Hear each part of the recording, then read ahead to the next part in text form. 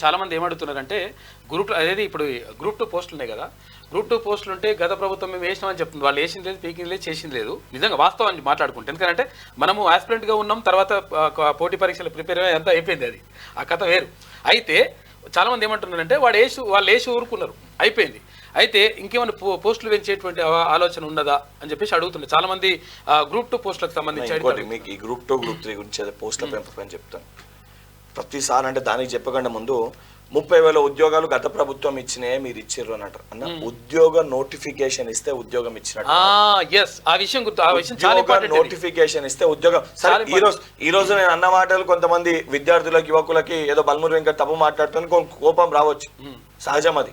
ఎందుకంటే నేను కూడా ప్రాక్టికల్ గా ఆలోచించండి నిజంగా. ఎందుకంటే నిజంగా ఒకవేళ ఇచ్చే చిత్తశుద్ధి ఉంటే ఇప్పుడు నోటిఫికేషన్ వేసి ఎన్నికలకు వెళ్ళాల్సిన అవసరం లేదు. నీకు ఏదైతే సంబంధించి ఆ పెండింగ్ లో ఉన్న జాబ్ నోటిఫికేషన్లు అన్నిటికీ ఆ రిజర్వేషన్ల దానిపైన ఇష్యూ ఉండే, ఏది మహిళా రిజర్వేషన్ దానిపైన హారిజాంటల్ వర్టికల్ పైన ఇష్యూ ఉండే. అది చాలా క్లియర్ గా సుప్రీంకోర్టు గైడ్ లైన్స్ ఉన్నాయి, ఏపీ రిక్రూట్మెంట్ బోర్డు చేసిన గైడ్ లైన్స్ ఉన్నాయి. దాన్ని బేస్ చేసుకొని వీళ్ళు ఒక జియో ఇచ్చారు.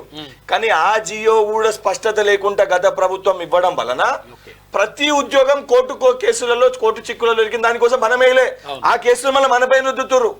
ఇది ఆ రోజు కాంగ్రెస్ ప్రభుత్వం వేసిందని. ఆ హారిజాంటల్ వర్టికల్ పైన వీళ్ళు చిత్తశుద్ధి లేకపోవడం వలన ఉద్యోగాలు ఇవ్వలేకపోయారు.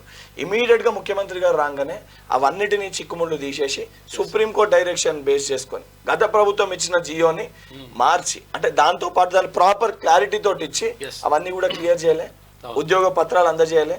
టీఎస్పీఎస్సీ ప్రక్షాళన చేసి టీఎస్పీఎస్సీ బోర్డుపై నమ్మకం పోతే ఈ రోజు తిరిగి ఆ నమ్మకాన్ని ముఖ్యమంత్రి గారు తీసుకురాలే.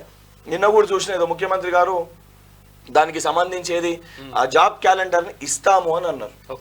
100% నేను ఇప్పుడు కూడా చెప్తున్నా, మన క్యూ న్యూస్కి వెళ్ళే విద్యార్థులకు యువకులకు చెప్తున్నా, 100% జాబ్ క్యాలెండర్ ని యూపీఎస్సీ ధరలో 6 నెలల ముందే నెక్స్ట్ 2 నెలల్లో జాబ్ క్యాలెండర్ ని ప్రకటిస్తాము. ఏ నెల ఏ వారము ఏ ఉద్యోగం పెడతాం, ఏ నోటిఫికేషన్ వస్తుంది, ఎప్పుడు ఏ నెల ఎప్పుడు డేట్ రాదనలో, ఏ మంత్ ఏ week, first week second week third week, మళ్ళీ ఆ రాసిన ఎగ్జామ్ ది ఏ మంత్ ఏ వీక్ రిజల్ట్ వస్తుంది. ఇవన్నీ స్పష్టంగా మన దగ్గర ఉన్న 7-8 అన్ని రిక్రూట్మెంట్ బోర్డ్స్ తోటి ఆల్రెడీ దీనిపైన ఇప్పుడు ఎలక్షన్ కోడ్ ఉంది కాబట్టి దీని గురించి మనం అంటే దానిపైన రివ్యూ చేయొద్దు కాబట్టి ముఖ్యమంత్రి గారు ఆగిరు. ఒక్కసారి ఇది అయిపోగానే నెక్స్ట్ 2 months లో చాలా స్పష్టంగా జాబ్ క్యాలెండర్ ని ప్రకటించడం జరుగుతుంది.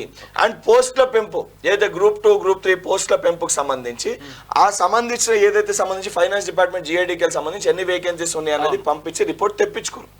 దాని సప్లిమెంటరీ నోటిఫికేషన్ ఇస్తూ దాన్ని ఎంతమంది మరి కొత్త విద్యార్థులు ఏ రకంగా అప్లై చేసుకోవాలి, ఏ రకంగా ఇబ్బందులు జరగకుండా చూడాలి. ఈ దొంగలు కొంతమంది మళ్ళీ కోర్టుకు పోయి ఎంటైర్ నోటిఫికేషన్ ఆపి మళ్ళీ ఈ ప్రభుత్వం పైన తప్పు చూపించి ఏలెత్తి చూపించే ప్రయత్నం చేస్తారు. కాబట్టి కోర్టు కేసు చిక్కుముడ్లు లేకుండా ఉద్యోగాలను పెంచి విద్యార్థులకి యువకులకి న్యాయం చేయాలని ఒక సంకల్పంతో ఉన్నాం. 100% చేసి తీరుతామన్న, ఇందులో ఎటువంటి సందేహం లేదు. అదే 100% చెప్తున్నా, దాన్ని లీగల్ గా అన్ని చూసి 100% ఆ రకంగా విద్యార్థులకు న్యాయం చేయడం జరుగుతుంది.